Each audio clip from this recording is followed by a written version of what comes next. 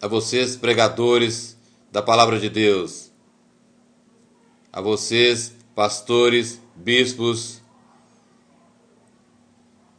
o que tem saído dos seus púlpitos, o que vocês têm pregado, o que vocês têm dado às ovelhas do Senhor que frequentam, que são membros da sua igreja. Moda, política, sabedoria deste mundo, prosperidade, livros, prosperidade tão somente material, bênçãos e mais bênçãos? Ou vocês têm verdadeiramente pregado a genuína palavra de Deus de Gênesis e Apocalipse sem torcer textos? Vejam o que está em Atos 5:42. E todos os dias no templo e nas casas não cessavam de ensinar e de anunciar a Jesus Cristo. Paulo, na primeira carta aos Coríntios, capítulo 2, versículo 4 em diante. A minha palavra e a minha pregação não consistiram em palavras persuasivas de sabedoria humana, mas em demonstração do Espírito e de poder, para que a vossa fé não se apoiasse em sabedoria dos homens, mas no poder de Deus. Nesta mesma carta, capítulo 4, versículo 20, ele diz: o reino de Deus não é palavra, mas consiste em poder. Se você não prega a palavra de Deus, se você não prega Jesus, verdadeiramente o Jesus bíblico, o seu ministério, a sua paixão, morte e ressurreição, você está dando às ovelhas do Senhor que estão na sua igreja um alimento podre, deteriorado, que não as fará crescer em graça e em sabedoria e em conhecimento do Senhor. Veja o que o Senhor diz em Jeremias 23, 29. A minha palavra é como fogo, como um martelo que esmiuça a penha. E em Hebreus 4, 12 nos diz: a palavra do Senhor é viva e eficaz, mais penetrante do que qualquer espada de dois gumes, e é apta para discernir os pensamentos e as intenções do coração, e penetra até a divisão da alma e do espírito, das juntas e das medulas. Portanto, somente a palavra de Deus exerce verdadeiramente o poder de transformar e de atingir aquilo que o Senhor quer fazer com cada um daqueles que são seus, que cada um daqueles que ouvem a pregação da genuína palavra de Deus. Você não tem o direito de torcer textos, você não tem o direito de dar comida podre, deteriorada para aqueles que ouvem a sua pregação. E a pregação, quando não vem segundo o que o Espírito Santo quer, se você não dá espaço para que ele te use, a palavra que você pregar não sairá como um fogo, não sairá como um martelo para quebrar os corações de pedra, não será como uma espada que penetra profundo e que leva ao pecador a ter a verdadeira convicção de pecados. E então, se colocar na posição de querer se transformar de vida. Eu pergunto para você na sua igreja, quantos você vê que realmente há convicção e que sofrem porque pecaram? Sofrem porque pecaram, ou seja, têm uma verdadeira convicção de pecado e buscam ao Senhor porque querem mudar de vida. Não porque escutaram uma pregação bonita, não porque você usou a oratória, não porque você usou palavras persuasivas de sabedoria humana, mas porque verdadeiramente houve uma manifestação do Espírito Santo colocando e trazendo à realidade o pecado. A obra básica do Espírito Santo, convencer o homem do pecado, do juízo e da justiça. E o púlpito sendo o reflexo daquilo que é a igreja, aquilo que sai do púlpito que vai dizer como a igreja é. Primeiro é você que tem que ter a convicção de pecado. É você que tem que realmente saber o que é a palavra de Deus, o que a palavra de Deus faz, o poder que existe nesta santa palavra de Deus. Jesus, na sua oração ao Pai, em João, Evangelho de João, capítulo 17, versículo 17, santifica-os na verdade, a tua palavra é a verdade.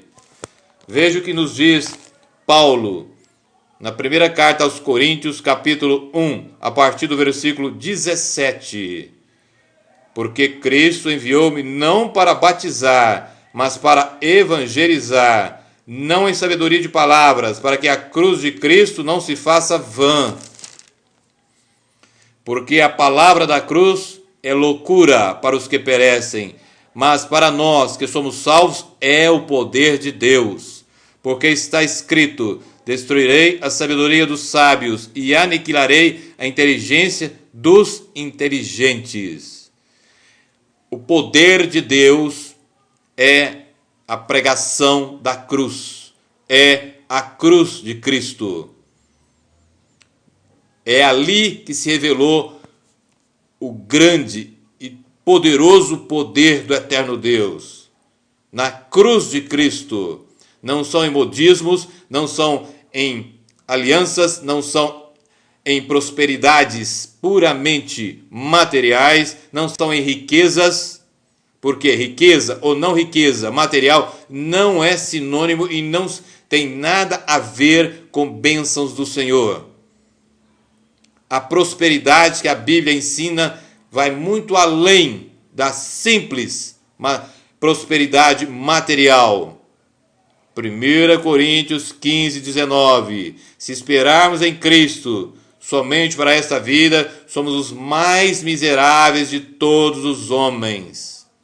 É o Espírito Santo colocando um selo e decretando: não é nesta vida a real prosperidade dos filhos de Deus. O próprio Jesus Cristo, em Mateus, no capítulo 6 de Mateus, ele nos dá a direção daquilo que verdadeiramente é a nossa riqueza. Mateus, capítulo 6, a partir do versículo 19. Não ajunteis tesouros na terra, onde a traça e a ferrugem tudo consomem, e onde os ladrões minam e roubam. Mas ajuntai tesouros no céu, onde nem a traça nem a ferrugem consomem, e onde os ladrões não minam nem roubam. Porque onde estiver o vosso tesouro, aí estará também o vosso coração. E para encerrar esta questão da prosperidade tão somente material, Jesus decreta em Lucas, capítulo 12, no versículo de número 5. Lucas, capítulo 12, no versículo de número 5. Perdão, no versículo de número 15. E disse: acautelai-vos e guardai-vos da avareza, porque a vida de qualquer não consiste na abundância do que possui. E no versículo 21, Lucas 12, eu li o 15, agora o versículo 21. Assim é aquele que para si ajunta tesouros e não é rico para Deus. Depois, você, meu irmão, leia. É a parábola do rico insensato. Jesus decreta que a sabedoria do mundo não vale nada.